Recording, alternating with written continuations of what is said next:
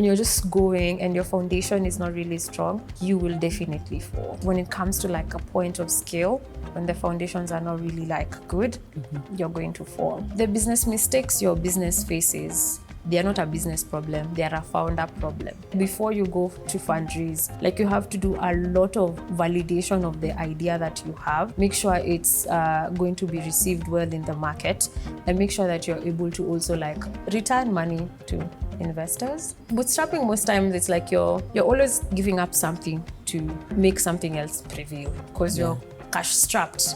You're like, okay, what marketing techniques do we need to use that won't cost us a lot of money so that we can be able to get a certain outcome? Live life as if everything is rigged in your favor.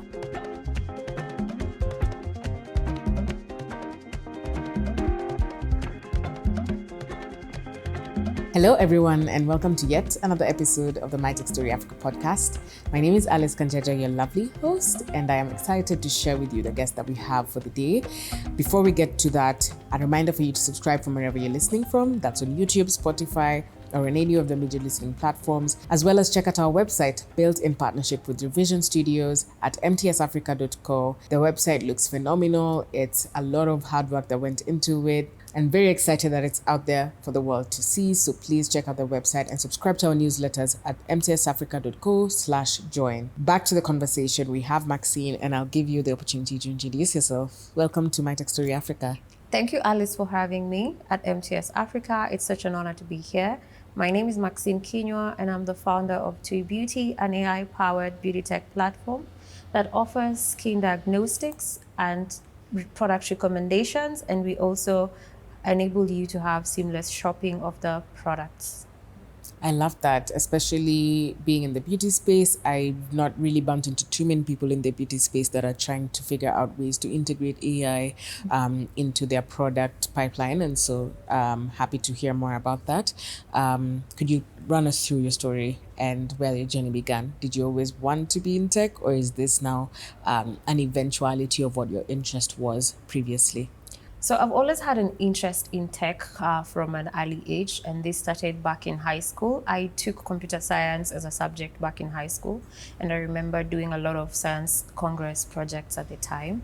One of them was in robotics and AI. I don't know what I was doing at the time. I had just done a lot of research, and we were just using research to do our projects. It's not like we built something at the time. We went all the way to the nationals, but we didn't win. Then after that, I had an interest in business as well. So I also had business as a subject in high school. Yes. So those were two things that I really loved. Fast forward to university, I took something totally different. I did PR communications. Wow. And that's what I did for 4 years.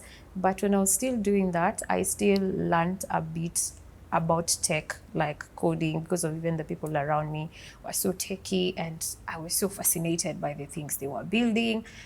I was so happy, like tech always like fascinated me. Yeah. Fast forward, when I was still in in campus, I had a lot of acne, like really bad acne. And that was really messing with my confidence. So there's this money the government gives you, help. So I decided to use Do they still do help? Yeah. Okay. I don't know if they do help now. I don't know. But when I got my first help, I decided I'm going to solve my skin concern. Like I have a little bit of money to burn. I'm going to buy skincare products that are going to help me like solve this acne issue. Because it wasn't good to have people always asking you, oh, what's wrong with your face? What's happening? So I was like, this is very demoralizing for me. So I ordered products. They were delivered, but they were fake. So what happened? My skin became even worse. It became worse. And when I realized that they were fake, I called out the vendor. They were like, no, it's original. I was counter checking with the other brand, like with the original brand site, and it was fake. So I started asking myself, how can I solve this for other people? Because I know I'm not the only one who's going through this. I figured a way how to now bring the original products for myself. And I started an Instagram page at the time, just posting. Then later on I realized that, oh my God, now this is becoming a fully fledged business. The demand is there. So I decided to go full throttle in it and decided to be now bringing in products for people. Yes. We built a clientele. We were online for the first 3 years, but we were still doing deliveries. I'm so happy about what technology has done for like online businesses, because at the time we used to do deliveries once a week. Yes. So you batch all the orders, do deliveries once a week. Logistics was crazy. So I will do deliveries myself. The number of times I've had coffee in people's houses during our foundation years of my previous venture was a lot.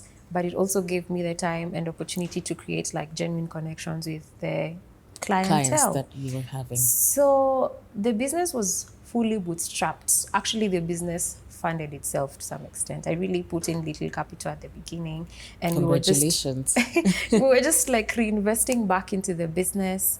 Then COVID came. There was a boom. We had so many clients. We realized, okay, now we need to stop just being online. Let's go offline. We opened our first physical location, and we were serving so many clients. And I realized, wow, this is now a business. I need to put more effort into it.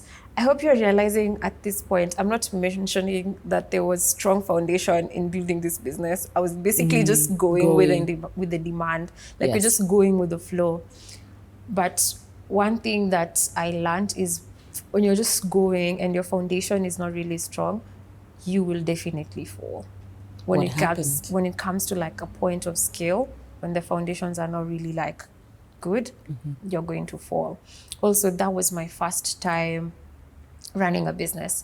I had also another business that I used to do that used to be called Rise Digital. So what we used to do was to help small businesses get online by building, let's say, websites, helping them with their social media. But that had to stop when I realized MK Store was really doing well, and I couldn't like Do both. do both at the same time. So I focused with MK Store. So we went ahead, got the location, started hiring people. We were getting a lot of customers. At the time, we didn't even have like the site, the e-commerce platform, but we were really doing a lot of online orders. So 80% of our orders were online, and we like it was literally WhatsApp orders, Instagram orders, and all that. Which I find quite interesting in the age that we're in. Sorry to cut you short, but how digitized the economy has become. And I think online businesses or people these days are feeling more and more confident to just start any business because especially if it's that trade type of business where you're just able, I mean, product, goods and goods. If it's in the goods services where you're able to just use Instagram or WhatsApp and online to make that. I think it's quite interesting how technology has impacted business in that front. Yeah. Yes, that's very true. So, come 2022, we got a little bit of funding from the bank, and now it was time to like start scaling up the business. And I now started thinking about this business more seriously, like outside of the clients. Where am I taking this business? What's my vision for this business? Mind you, I was just doing the business based on demand Vibes. and supply and sorting that out, but we had managed to really capture the market pretty well. We had a good number of recurring clients. We were doing pretty well with that business.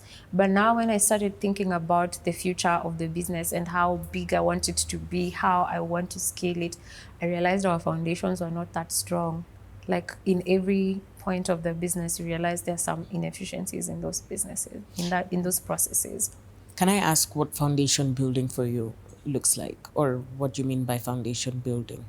So for me, foundation building looks like, first of all, as me as the founder, what's the bigger picture for this business? Because one thing I've also learned is your business cannot outgrow you as a founder. So what is my bigger picture for this business? One thing I forgot to mention is the one thing that also made me go full throttle in that business. I got pregnant and I had to support my child. And so this business was making sense for me. I remember even, I'm very spiritual. So I asked God, like, what do you want? Do you want me to go to the NGO space, practice my communications, or do I do this business? And I was like, I need a sign. The sign came in form of like 100 orders, and I was like, okay, let's do this one. This is the business. Let's do this one. And it was like around COVID time, so that was quite a lot of orders. And I was like, okay, let me focus here. So we made a lot of mistakes in that journey, like first time founder mistakes. Like we made so many of those. And for me now, I started asking myself, this business has outgrown the purpose of the time for me as the founder, which was to provide for me and my child. It was a lifestyle business. So it has done that. So it got to a point that I can't see fast, like the vision has already, like I feel like I've achieved what I wanted. The vision was for that time. And I was really struggling. Like I would go to work.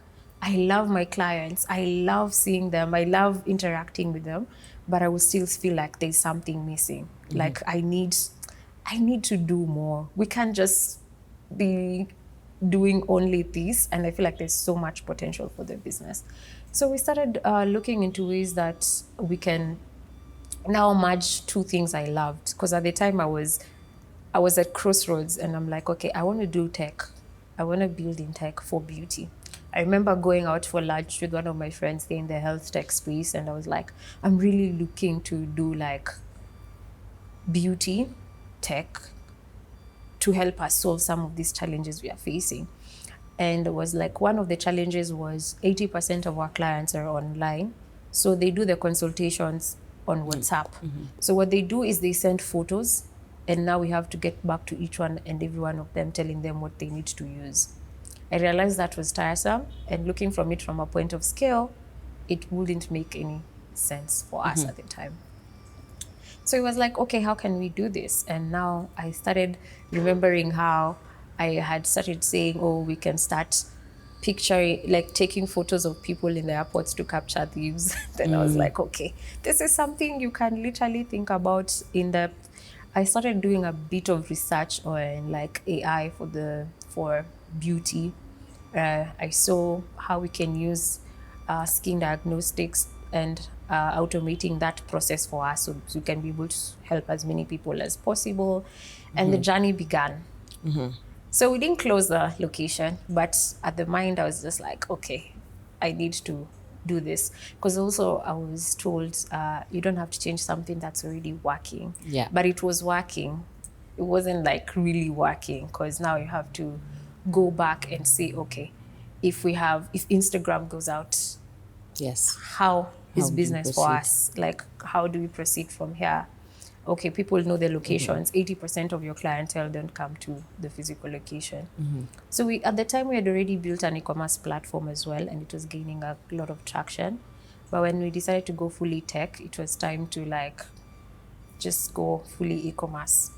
So we closed the physical locations, and we started now doing online business fully. That was quite a transition, especially for our clients, but we were so glad that we already like had them and kept tagging them along the journey when we were building our product, having them test out the product, having them like tell us the challenges they're experiencing. Is this a product that they really need? And is this a product that they would want to try? And they gave us really positive feedback. We even started asking them, oh, how would you price such a service based on what is offered outside here? And they were giving us feedback on what they would actually pay for the product. And then for a moment I realized, okay, we are actually onto something. Let's go and do this. But one thing they don't tell you is tech startup and small business are not the same. Challenges. It's like you're facing both challenges now. Like you're trying to innovate something new in the market, or we always say there's not the idea is not always new, but maybe in your market, like you're trying to bring it and have people try the idea, and they're used to this traditional way of doing things. That was also another challenge.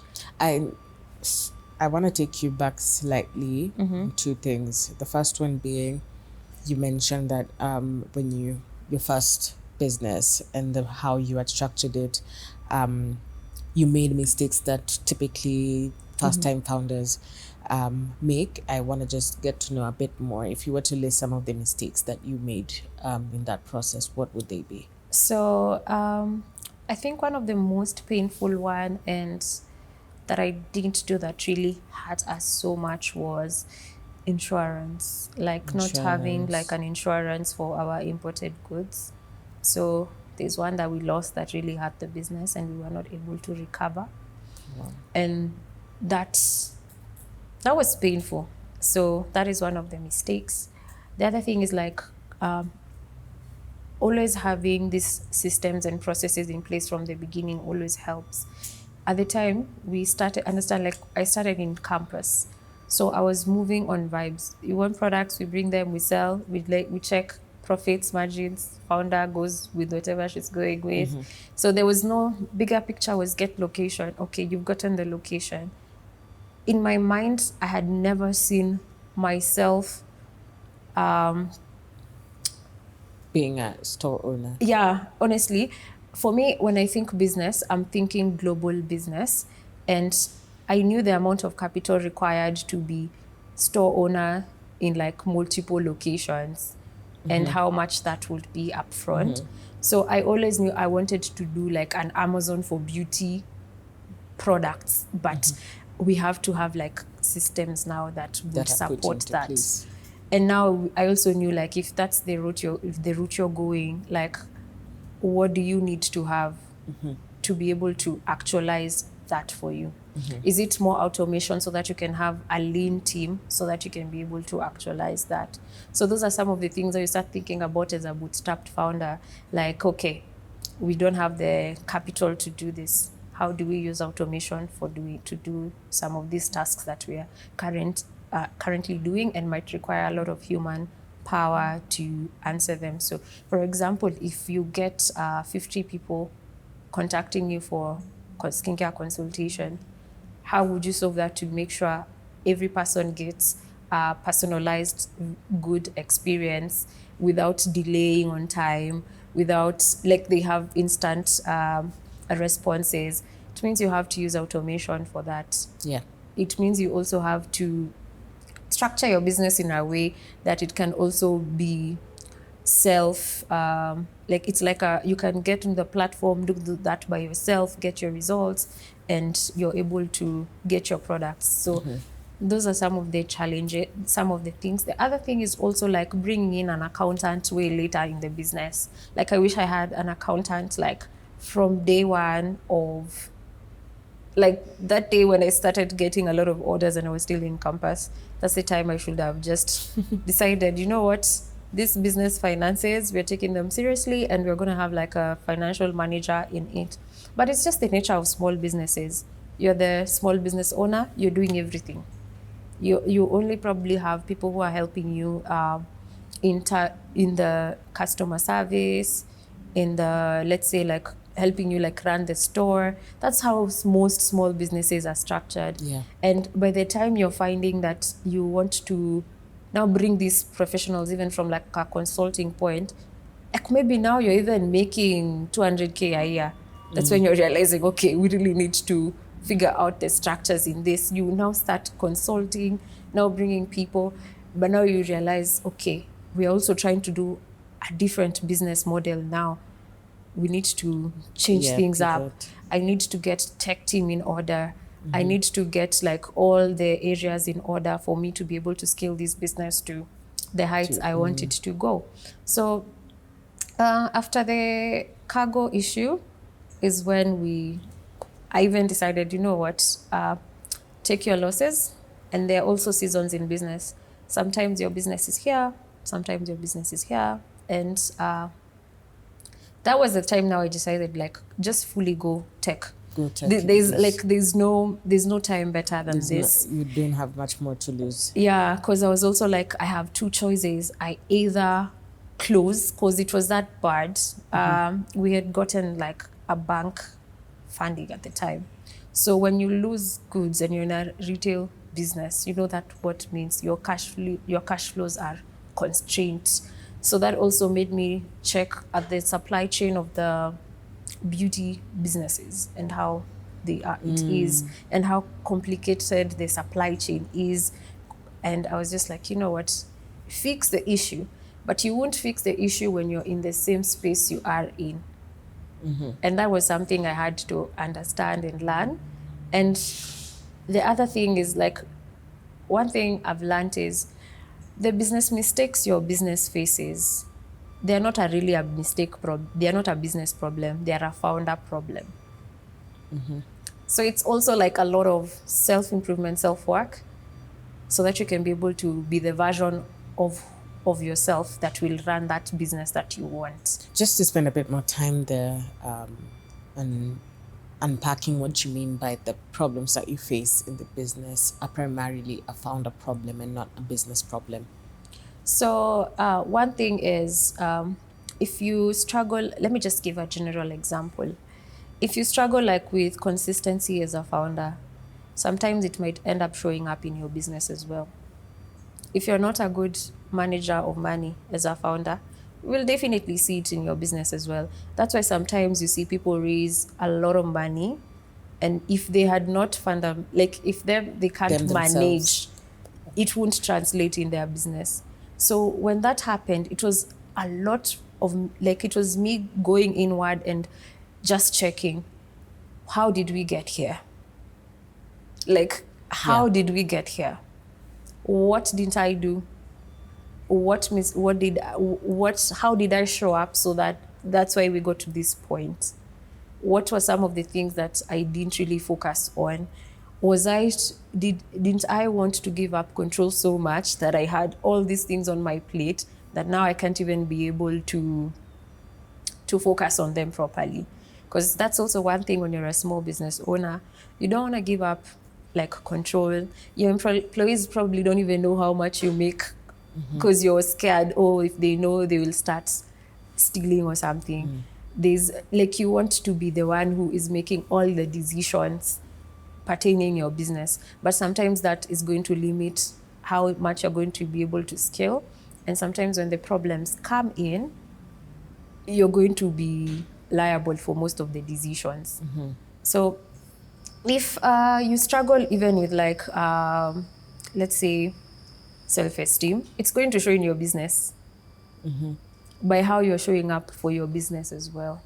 If you're not showing up for your business confidently, you're not going to be able to break some of the barriers and that you actually want. So for me, I'm a huge believer on some of the business problems that you're facing are actually a founder problem that now will trickle down to be a business problem. Because if the founder struggles with communication and they're not able to communicate clearly, you'll also see that in the business. From the team. Now, if the team doesn't get the communication clearly, that will trickle down all the way to like the clients. So for me, it was really big on, okay, we've taken a step back so that we can take 10 forward, but who do I need to become so that we can take those 10 steps forward?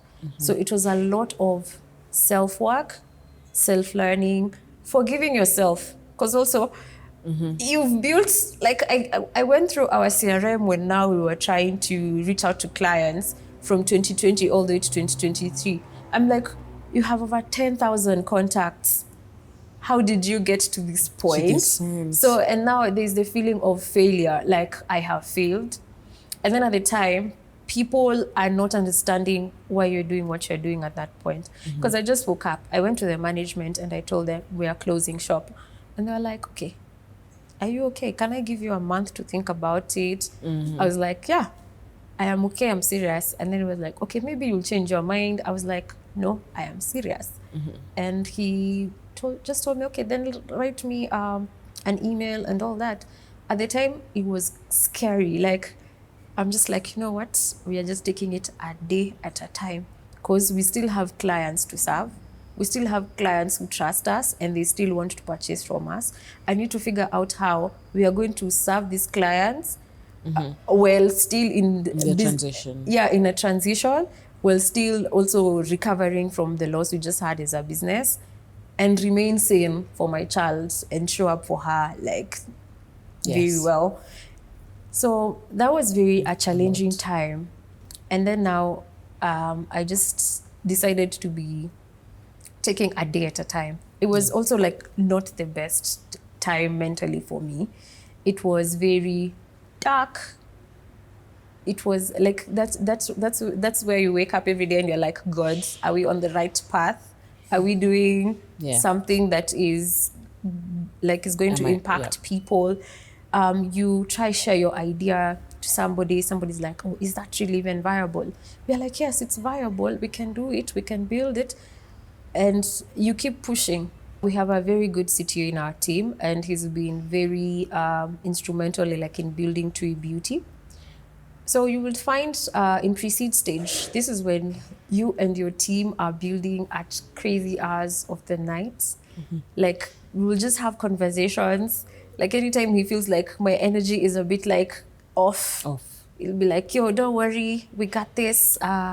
We are going to build this. You're going to see the impact it's going to have on people. This is an amazing idea. Like literally, it's like God used to send, God used to send people to like validate their journey as we kept building, because those were dark days. You're bootstrapping, you need to pay people. At the time, the product has not gone to market yet, but you also know you need to go to market first so that you can be able to get that funding. I had to do consultancy, get consultancy money, pay my devs. Also, we also made money during that time, because remember that e-commerce platform we had for MK Store? We still kept it running because there was no way we were going to leave our clients like that. We were just taking them along through the transition. Just had to communicate to them that, we are transitioning this business to something else. And this is what we're doing. So we had those conversations a lot with them. Now we had to tell them now delivery is not going to be, let's say, in an hour. You just receive your products within 24 hours. And those are now the things we started like introducing our clients to. But it was really challenging because you're navigating a lot of unknowns. You're trying to borrow from people who've done it. And that's when I just realized that actually some of these things not many people have done for the African people. It would have been really amazing if I will just look at what maybe a founder building in the beauty tech space has done, especially in AI and skin diagnostics for African and Black people. That would have really made my journey a bit easier. But what made the journey also very beautiful is the tech community in Kenya. Like I always looked forward to like just mingling with other founders, learning what they're doing, interacting with them. Like it gave me like a it's like a you're not alone kind of you're not alone. Like they even people now we meet every quarter to touch base and like, okay, how's the business doing? What are some of the challenges that you're facing, like building for, let's say, climate tech? What are the challenges you're facing, like in the fintech space? What are you doing to navigate all these challenges? How are you as a founder? Like this is also some of the questions. Like we get to talk and you just feel, oh, I'm not alone. I wouldn't have done it like without now like some of the founder communities that I have built around myself. That's very, very amazing. And now I was very keen on foundation. Like foundation for everything. If it's customer support, what do we need so that we can be able to scale to a certain point? Like what are the structures that need to be put in place from the beginning so that we can know like, okay, these are the SOPs for this specific docket in the company. Okay, in tech, what is needed? What is the strongest foundation we need for that? I had so much energy when we started building Tui Beauty, and I felt like, we're going to change this beauty industry. We started looking at how this can be a very big thing. At the first time, the idea was not actually to just build as an AI that can analyze your skin and recommend products. The first idea was building an AI that can analyze your skin and triage you to dermatologists. But then in the chain, we started wondering, how are we making money? I'm now a second time founder, so I'm more on distribution. How are we making money? How are we getting back money to the business? And we realized that might be, we either come up with a subscription model, and we also have to now partner with a lot of dammers. So that's something that we are still like In the process of thinking about, maybe later on in the day. But for the space we were in, I was like, okay, what's the simplest way we can now go direct to consumer, before we can maybe figure out B2B way later in the journey, because we also need to keep training our models and all that. Yes. So the idea was to now do the diagnostics and recommend products people can easily shop. As a bootstrapped company, you're also checking at how are we making money a lot. Because now for us, having been in the beauty industry for 8 years, I know the products, like we would make money from the markup we make from selling the products. And currently, people do virtual skin and skin analysis in Kenya, pay anywhere between $7 to $25 based, depending on where you're getting your skin analysis done. So I was like, okay, we can also offer that as a service to our direct to consumer clients. Yes. So for us, that was the easiest way to now like build around that. And I was like, okay, we validated this idea offline. Yes. Let's now just bring it online. And have as many people as possible using the platform. Yeah. So we start building. We failed launching twice. I think I mentioned that. What do you mean by failed launching? So we had dates set for launching. So the first one was around February 2024. But come end of January 2024, we realized we can't launch. So that was a launch that has flipped, because the product needs to be specific. Like we need to be ready to go to market, and the product needs to be able to deliver what we are telling our clientele. So we had to iterate the product a lot. And we now started talking to our clients and having them test the product before we can actually take it to the market. We had a cute WhatsApp group that we had clients on, and they were literally sending us feedback. Okay, yes, I got my results, or we are having issues here, or I would want this to be like this. I would pay for such a service. I'm having a challenge here and there. So we now had the clients in our WhatsApp group where they were helping us now in development of this product, because we are actually building this product for them. So we want them to give us the feedback on how they want their user journey to be like. So we did that. Second time, I was actually the one who told the people that, the team, that this product is not really like ready for market. We need to take more time in refining it, because we also need to, because we have a CRM of clients. When we tell them we've launched, we are going to send them emails directly and notify them on WhatsApp as well, it's launched. So on launch day, we had at least 200 people did the virtual skin analysis within the first 4 days of launch. So for us, that was a very good reception in the market. And we were able to do that because of the CRM we already had. We carried our clients through our transition. And they were able to know like what we are doing. I wish now that we already launched, I look back and I was like, maybe we would have built in public. Maybe it could have been different if it could have been different. Like if it could have been different if we built in public. But now we want to now start building in public. Getting yourself out there more. Getting ourselves out there more.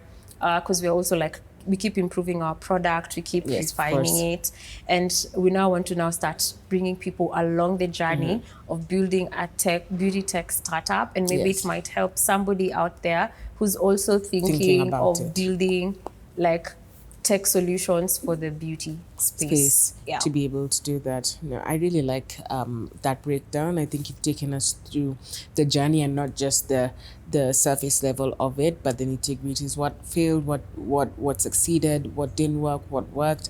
I think my next question for you, or as we get towards closing the episode, I mean, rightfully so, it seems that it costs a lot more and you need a lot more work put in when you decide to go and do a tech product. market, including even if it's in the beauty space, compared to, what I would presume your journey was when you were in your first product from university to the time when you transitioned into tech. It might have costed you less and easier path towards getting profit margins. So would you say that, I guess my question is, would you say that it is worth it for someone to consider then transitioning into a tech space? And what is the right time to stop bootstrapping a company and move and look for further investment? I'm just curious to know now that tug of war. Like, then should I, if I didn't want too much hassle, then should I have probably just stayed as just a distributor and without having to have tech involved? Yeah, what are your thoughts on that? So that's actually something I really struggled with when we were building. And I was always asking myself, like, would we have remained as a brick and mortar retail store doing beauty? Or am I doing a worthy course by building tech solutions for the beauty industry? And my answer is we did the right choice. We made the right choice. And this is because now we can be able to scale our company across Africa with the right In different markets. Yeah, in different markets. With the right partnerships, we can also be able to still serve Africa when still in Kenya. So currently, we can't be able to do much while still bootstrap. That's when we are in the space now. We are like, okay, we're looking for external funding to be able to now build the vision that we have for Tui Beauty, and it can grow to what we want it to be. When you're building tech products, it's pretty expensive. Not unless like you have like a lot of money and maybe you have another maybe source of income that gives you really good money that you're able to pay your developers, you're able to pay your team well so that they can be able to deliver your product. I believe like it's very important to figure out where you are in your business. So for us, we've validated the idea. We're already revenue positive and we already making like profit. So this is the time for us to be like, okay, now we actually need external funding because we've already validated the idea. We are not building, we're not getting money to just build an idea we've not validated. That is one thing I was also very keen on because we didn't want to build something that won't get the demand we expected, and we've already like taken like investors' money. So I was very keen on like making sure that whatever we are building is something that's a need, and we had to even involve the customers who we serve to help us in the building. So once we were able to get to a certain number of revenue, I was okay. Now it's actually time to go out there and seek for funding from investors because we validated this idea. And also for me, it was very important to validate that idea because beauty tech is new, relatively new in Africa. If you check some of the beauty startups that have been funded, we have Uncover and others that are probably like scheduling or booking platforms for like salons and spas, but not, we also have some e-commerce that have been funded in Africa. But we also, like now in what we are building, it was a different approach. We are merging AI and e-commerce. So we also have to really communicate the value that we are offering our clients. It's not just like coming and shopping. You're also able to like do a self-diagnostics, find out the right product for you and shop this product. So it was very important to validate that and then now go tell our people, so here's how much we are raising. We want to build this and take it to as many countries as we can, or get as this many customers as we can. But we can't do this with the level of funds we have. And this is our trajectory if we don't raise funds, and this is our trajectory when we raise funds. So I feel like before you go to fundraise, like you have to do a lot of validation of the idea that you have, make sure it's going to be received well in the market, and make sure that you're able to also like return money to investors. That is one thing I'm big on, because it now even builds your track record as a founder. Yes. But we won't deny the fact that startups are also, there's a lot of challenges, because you're literally like building and innovating in a space. So there are so many unknowns, and Yes. there are so many things that you don't know how it's going to end up being, let's say in the next 4 years, 5 years. So even when you're doing these things, you always need to have like a worst case scenario Yeah. and like a best case scenario, and like, okay, are we okay with these outcomes if Yeah. if either of them prevails? Yes. So that's one. That's That's one of the things that I will say when it comes to like funding and bootstrapping. But bootstrapping is cute. It makes you really creative, yeah. because you're like, okay, bootstrapping most times it's like you're always giving up something to make something else prevail, because Yeah. you're cash strapped. You're like, okay, what marketing techniques do we need Do to you need to use use? that won't cost us a lot of money, Yeah. so that we can be able to get a certain outcome. Yeah. Like, okay, what are we prioritizing It's true. in the business It's to true. be able to move forward, Yeah. just build more traction for ourselves. But it gets to a point where you're like, okay, now we actually need strategic investment from people and maybe venture capital Yeah. to be able to build our product and get to as many people as possible. Yeah, I think when I was having a conversation with one of my mentors the past 2 weeks, when I asked him when is the right time to think about getting investment versus bootstrapping, and his advice was that if in his opinion he would never take investor money if he did not have to, but you should. He believes that bootstrapping should. I mean, you should look for external investment, which is also what you're trying to say after you validated, but in his terms, after you're able to have profit or get a level of profit. And in your explanation, it was for the sake of being able to actually convince people that one, this is something that will work and is worth the investment. You're able to get actual profits and not be in a situation where now you have money but the product just isn't working, and then you're trying to make manipulations in between.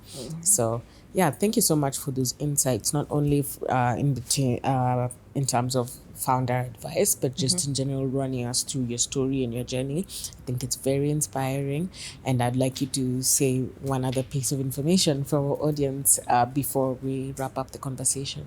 So there's one thing I live by, and is live life as if everything is rigged in your favor. That is the one thing that always like makes me always keep pushing and have being so resilient on the journey. Like, live your life as if everything is rigged in your favor.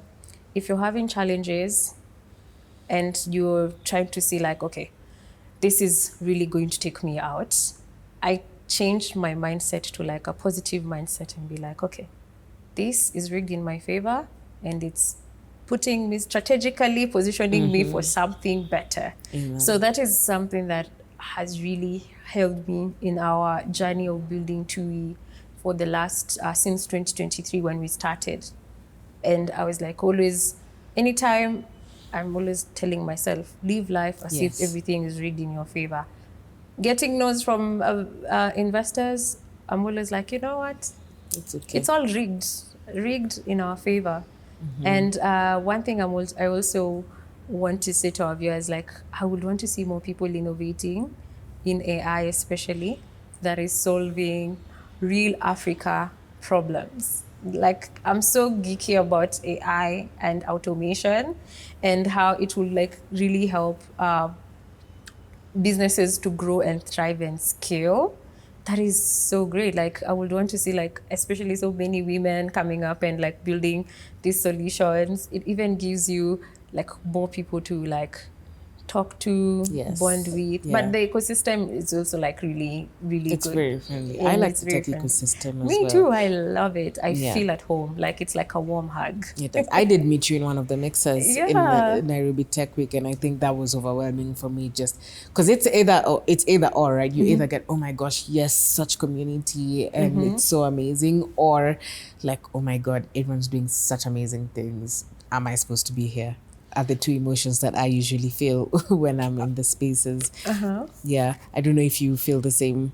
I when I go felt to- the same when I started. Like Yeah. it was like, and then I understand your product is not out there yet. Yes. So you're building. Yes. So when you meet people, oh, I'm building this. Oh, is it live? No. And then, okay. Yeah. Then there are people who've built. They're out, and They're then out there. They they're have out their there. money. They're like fundraising.